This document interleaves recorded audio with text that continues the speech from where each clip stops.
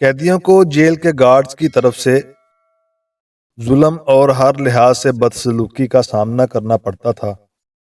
قیدیوں میں ایک شمٹ نامی قیدی بھی شامل تھا جس کو طویل مدت تک کے لیے سزا سنائی گئی تھی، لیکن اس قیدی کو جیل میں اچھی مراعات مل رہی تھیں اور محافظ اس کے ساتھ عزت اور احترام سے پیش آیا کرتے تھے، جس کی وجہ سے باقی قیدی یہ سوچنے پر مجبور ہو گئے کہ وہ ان محافظوں کا ایک ایجنٹ ہے۔ شمٹ نے قیدیوں کو یقین دلانے کے لیے حلف اٹھایا کہ وہ ان جیسا ہی ایک قیدی ہے اور اس کا سیکیورٹی سروسز سے کوئی تعلق نہیں ہے، لیکن کسی نے بھی اس کی بات پر یقین نہ کیا۔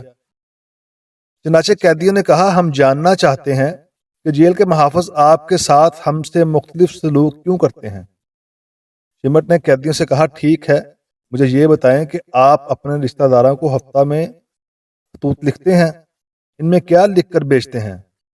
سب نے ایک زبان ہو کر کہا، ہم ان لعنتی محافظوں کے ہاتھوں جیل میں ہم ہونے والے ظلم اور زیادتی کی داستان کے بارے میں لکھتے ہیں۔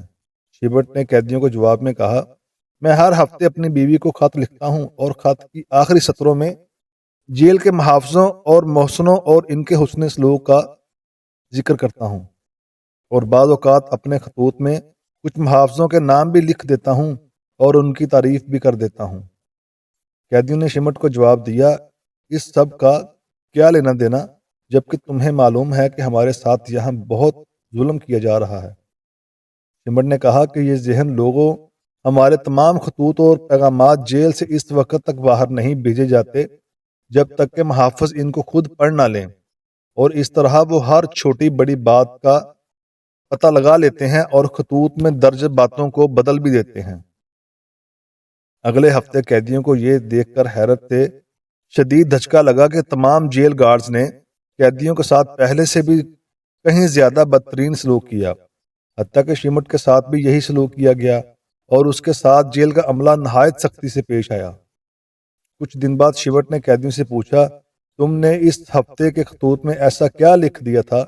سب نے جواب میں کہا، میں نے لکھا تھا کہ شمٹ نے ہمیں معلوم محافظوں کو دھوکہ دینے اور ان کا اعتماد اور یقین حاصل کرنے کا ایک نیا طریقہ سکھایا ہے۔